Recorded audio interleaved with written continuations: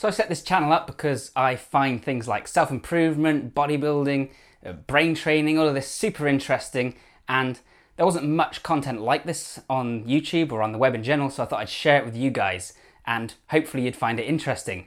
But what I really love is when someone messages me and says that something I've said has really helped them, which I didn't really massively expect, to be honest, because most of my videos are about training like Spider-Man or becoming Batman. I really enjoyed one comment someone left on my Be Like Batman video where they were like, "Thanks a lot, I'm Batman now." Anyways, I really love it when something I share helps somebody. So in this video I'm going to share the technique or the knowledge that I think has been the most helpful to me personally, as well as a lot of people that I know. It's called CBT, and it's in many ways the best kind of brain training that I know. It's how to become limitless without the pill. So I studied psychology at university, and that's where I learned about all this stuff. That's why I'm always talking about neuroscience and the kind of nervous system in relation to training. That's my area of interest. CBT was one of the concepts that most appealed to me and made a lot of intuitive sense. This is a psychotherapeutic technique, meaning that it's a form of therapy similar to psychoanalysis or behavioural therapy. It's used to treat a range of psychological disorders such as phobias, anxiety disorders, obsessive compulsive disorder, and it stands for cognitive behavioural therapy, which will make sense in a moment when we get to it. It's kind of a combination between cognitive psychology and behavioural therapy.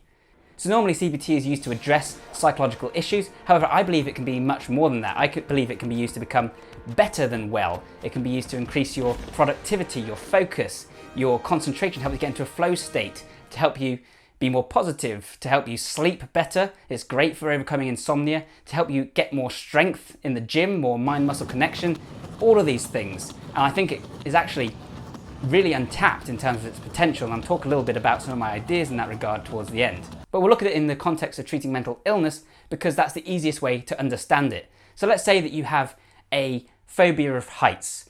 You go and see a psychoanalyst. This is an old school psychologist. They'll tell you it might stem from something in your childhood, a repressed feeling or emotion, something you've forgotten, maybe the way your parents raised you. They'll talk to you and really in depth. They'll do ink blot tests, analyse your dreams, and try and dig deep to the roots of your unconscious problems. That's fallen a little bit out of favour, although some people still use it and it still has its merits. Then you might go to a behavioural therapist if that didn't work, and they would basically train you to not be afraid of those heights by just going to heights, gradually getting higher and higher, and making the experience less horrible by associating it with nice things, maybe eating sweets, maybe thinking happy thoughts.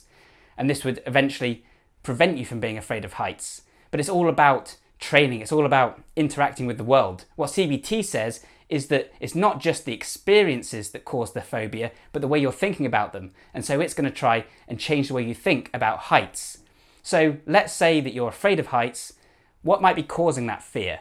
Well, a behavioural therapist would say that you once experienced a height and under negative circumstances, you were very afraid, and this caused an association between that height and the fear. Or maybe you watched somebody else fall from a height, or maybe you were up high a lot in a negative context. Likewise, the psychoanalyst would say that you had a bad experience in childhood that you repressed, like I said, but the cognitive behavioural therapist would point out that some people are afraid of heights and they've never even been high up. So how does this happen? And it's all up here because you can rehearse that situation in your mind. You can think about being high up even when you're not high up, and that can make you scared, and you can create the association. You can wire those neurons together. If you've watched my video on neuroplasticity, you can wire those neurons together even without having to experience it, because when we imagine doing something, to our brain, it's no different from actually doing it. Similar brain areas fire as though you're engaging in that action, so you can create a vivid enough experience in your mind's eye that you become afraid of heights. And more than that, you reaffirm that fear by going high up and then thinking bad things. If you go up high, say you're going to look at a view on a mountain, if you're someone who's afraid of heights, you might find yourself thinking, damn, what if I jump? Or what if I fall? What if I slip? Or you might find yourself imagining plummeting to the ground. And all these things are making you much more scared than if you didn't think those things, if you thought more positive things like, well, most people don't fall, or I'm standing far away from the edge, or who has ever tripped that far? You know, we wouldn't be allowed up here if it was unsafe. All that stuff. If I died, I'd know nothing about it. It wouldn't even be that bad. So you need to replace those negative thoughts and associations with positive ones by changing the way that you think. And like I say, this can affect many different areas of your life, not just heights. So for instance, if you're someone who struggles socially to speak confidently to people, then you might think, if I speak up now in this group, everyone's going to laugh at me, they're going to think what I said was stupid, they're not going to take me seriously, it's just best not to do it. And you start to get that physiological response as though you were already speaking in public. You're shaking, you're nervous, you're sweating, and you haven't even done anything. And these are all your friends, they don't care, and if they do tease you, it's just because they love you. So you need to replace those negative thoughts, and this can make you much more confident, and you start to see yourself improving your experience in life. Twice in my life, changing the way I think about things has helped me, and I'll talk about that in a moment. So now you know the problem. What techniques does cognitive behavioural therapy recommend you use in order to address the problem? It recommends you use something called cognitive restructuring, which is as cool as it sounds. You're basically reprogramming your own mind. The first part of this is mindfulness. It's being more aware of your own thoughts. You can do this through mindful meditation, which means you're meditating but not trying to block out thoughts. You're just trying to reflect on thoughts. And you can do it through journal keeping, just writing a journal. You can do it just through simply being more aware of what you're doing throughout the day. And mindfulness in itself has a ton of great benefits because we do all sorts of things on autopilot. We think and act in ways that we're not conscious of. Here's a little experiment to help you see how much you do without thinking about it. Try and count the number of times today or tomorrow that you sit down and stand up from a chair. Sounds really simple, right? I bet you'll forget to do it after the second time. You'll do it once, you'll do it after this one. You might even not do it that time, and then you'll forget. That's how unmindful we are. We're also distracted by other things. So be mindful, notice your thoughts, write them down if it helps, and think about why is it that I'm afraid of heights, that I'm afraid of speaking in public, that I procrastinate, that I can't sleep. Write these things down. What's actually going through your mind? Often if you're very sad, you might find that you can even get to the basis of it. I realised the other day I was in a proper funk. I was really miserable because I was meant to be seeing my family and I wasn't able to, and I was just miserable all day. And I was like, why am I miserable? Who's this helping? And I realised that deep down I was miserable because I felt like I deserved sympathy. And if I acted miserable, people would be nice to me, except my wife was already being nice to me and there's no one else in the house. So it's a kind of natural reaction. And when I realised that, I was like, well, that doesn't benefit me. And I'm going to see them later. I can call them on the phone. And I was able to be much happier. So simply just being mindful of your own thoughts can help a great deal. But then we're going to try and change those thoughts with cognitive restructuring. One way we do this is with something called thought challenging. Thought challenging means you simply look at what it is that you're worried about or that's holding you back, and then you challenge it. You say, how likely is this to be a problem? So let's say that it's public speaking you're afraid of. If you're going to go and give a speech and you've assessed what it is that you're worried about, you're worried that people are going to laugh at you if you say something wrong or if you stutter. Now we're going to use thought challenging to assess how realistic that concern is. And here's the reality. Most people aren't going to laugh at you if you stutter on stage. Most people are much more compassionate than that. If you laugh at someone because they're having a hard time on stage, you're an ass. We've all been there. At the same time, does it really matter? No, you don't know these people. You're not going to see them again probably. So stutter if you like. And as soon as you relax and you stop worrying about stuttering, then you don't stutter anyways. So you have to help yourself to come to terms with that fear and realize it's not so bad. Likewise, you can use this to overcome fears of achieving certain goals. Tim Ferriss in the book The 4-Hour Workweek talks about fear setting, which basically means that you make your fears and concerns concrete, the things that are holding you back from taking chances in life. So say you want to start your own business, but you keep putting it off. You write down the reasons that you're not, the reasons you're afraid, and then you assess each one on how realistic it is, and you look at plans for how you'd mitigate those things if they did go wrong. So for instance, I would leave my job, I'd have no money, I'd end up on the streets and my wife would leave me. Well, how about this? You don't leave your job until you've got a working business model, so you know it works, and then you transition out, maybe you go part-time first. So that's not really going to be an issue. You've probably got enough savings to last for about 2 months. You're probably not completely unable to find more work if this goes sour. You've probably got parents who'd help you out, who you could live with. Your wife probably isn't going to leave you for chasing your dreams. If so, then maybe you need to rethink your relationship. Again, a lot of the fears that hold us back are not that realistic, and by assessing them, by making them concrete and realizing that, we can overcome them. And then the other one you can use, the other form of cognitive restructuring, is hypothesis testing. And here what you're going to do is not just think about the thing that's holding you back, you're actually going to get out there and try doing it and see that you're wrong. So for instance, if you're worried about speaking in public because you think you're going to stutter and people will laugh at you, you go and speak in public and you purposefully stutter, you purposefully leave long gaps in between what you're saying, and you just wait. and people will wait with you because they're sympathetic. And once you've done that a couple of times and you've realised it's not so bad, then you can relax. So by assessing your thoughts, writing down what's holding you back and testing them, you can overcome all sorts of negative ideas.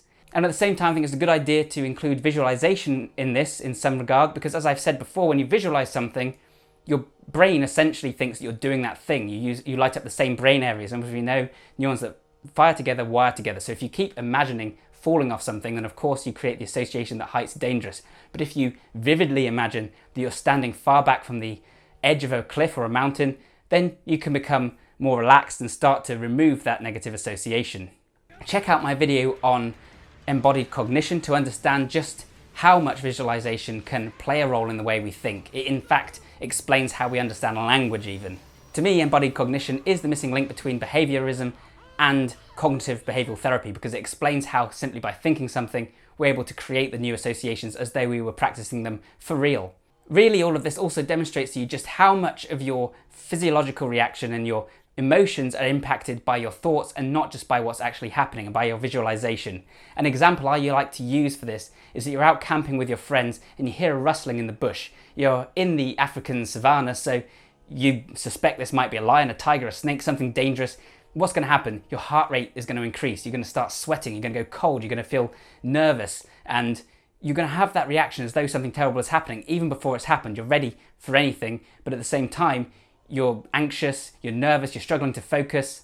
But if you were to then discover that it was just a kitten or that it was your friend having a laugh, then you'd instantly relax because now you know you're not in danger. So it wasn't the fact that there was a tiger there, it wasn't the reality that made you have that reaction, it was your interpretation, it was your internal experience. And here's the thing, we imagine lions all around us all the time. We imagine that things are worse than they are all the time. You think that your boss is going to fire you because you're late. No, he's not. It's illegal to do that. You think that your partner's going to leave you because you forgot to text. No, she's not. She's chill. She's cool. Or he's cool.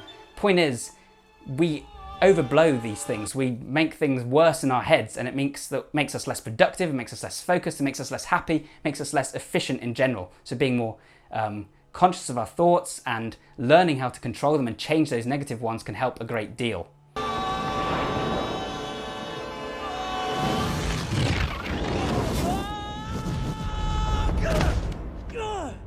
CBT also involves learning a whole bunch of different tools and skills, things like breathing techniques, things like meditation, that you can use to address the physiological signs and the thoughts when you notice them. So for instance, if you notice your heart rate getting higher, a CBT therapist, a cognitive behavioural therapist, will teach you to breathe, to calm down, to slow your heart rate. And we've talked about techniques you can use, things like box breathing, in order to achieve that. They'll also use things like biofeedback, which means looking at how your heart rate increases under certain circumstances and how it decreases under others. I'm pointing at my wrist because you might use a fitness tracker to do this, for instance. And then you learn more about how to control your own physiology. And of course, this is very interesting to any biohacker. This is something that we already do. It just makes sense to do it in this context. So I said I'd talk about how CBT helped me personally, and maybe this will help it to help you as well, and to see how it could improve your own life. So one example is when I was younger, I had a kind of weird thing where I struggled with peeing in men's urinals. A little bit embarrassing, apparently I'm sharing now. The reason I was afraid, it turned out when I applied a bit of mindfulness, was that I thought that if I couldn't wee, I'd be standing there and then people would look at me like, why is there a dude hanging out in the toilet not doing anything, and they think I was a weird perv. So every time I went to go for a pee in a pub or something, this would be my concern, that if people see me just stood there, they'll think I'm a pervert and I won't be able to wee because I'm so nervous. And then I couldn't wee because I was so nervous. So I always ended up peeing in the cubicles, which obviously meant queuing, which obviously wasn't very convenient. It was weird. And I realized this wasn't healthy and I needed to overcome it. So what I ended up realizing was that A, no one's going to think that because most people won't be in there long enough. And if they are, they're in the same condition as me. So they're in no position to think that. And B, they're probably all drunk if I'm at the pub, so they're not even going to notice. C, I don't care. If they think I'm a weird perv, then that's fine. As long as they don't call the police, then I'm happy for a stranger to think that I'm checking out his tackle. So I just reminded myself of this. I would think it whilst I was in the toilet. It doesn't matter. It's cool. And then I would, at the same time, practice standing there for longer, hypothesis testing, to ensure that it really wasn't that bad and nothing bad would come of it. Of course it didn't, and today I have no problem weeing in public urinals. A win for Adam. Another example of when it helped me was when I had troubles getting to sleep. In the end, my mum pointed out to me that the problem might be that I was trying too hard to get to sleep, and that the solution was just to not try and sleep, but just try and rest. Because even when you're lying down, you're still resting, and it might not be as good as sleep, but it's still giving you some kind of recovery, and that's good enough. And as soon as I did that, as soon as I took the pressure off of getting to sleep, I was able to sleep, because I was stressing about not getting to sleep, and that was raising my heart rate. It was putting me in a physiologically aroused mood. I was looking at the alarm clock saying 4 a.m. and getting stressed out because I had school the next day. But then by thinking, oh, I'm just lying here, I'm just chilling, and that's fine. And I actually enjoyed chilling. And as soon as I started to just enjoy lying there, letting thoughts wash over me and stop worrying about ways to get to sleep, then I fell asleep like a light, and I still can to this day. So again, that was a way that CBT could be used to treat insomnia, and CBT is very effective at treating insomnia in general. I do still have a phobia of stickers, and I'm sure there's a CBT way of getting over that, but I haven't tried that yet. It's not so much a phobia, I just find them really gross. I don't like looking at them, I find them repulsive. You've learned a lot about me today.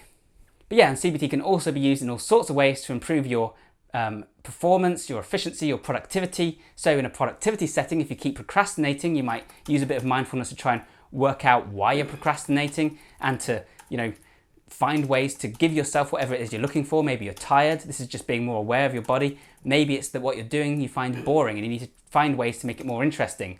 Just as you can make things less important, you can also make things more important by associating them with the goal that's at the end of the line. So for instance, if you're working on a really boring project, visualize and imagine the adulation you'll get from your client, from your boss when you complete that project, and visualize your successful future self who's got a great career because he worked hard today, and get yourself to feel that way. People use CBT to overcome eating disorders and also to help themselves with diets. Being more aware of your thoughts can also help you to be more focused and more calm and collected when you're in a fight, when you're practicing martial arts. It can help you to focus more on your workouts in the gym. And I've talked about flow states, and a lot of what we discussed there was about changing where you think and changing your physiological response to situations so that you're aroused but not anxious, so that you're alert but not wired.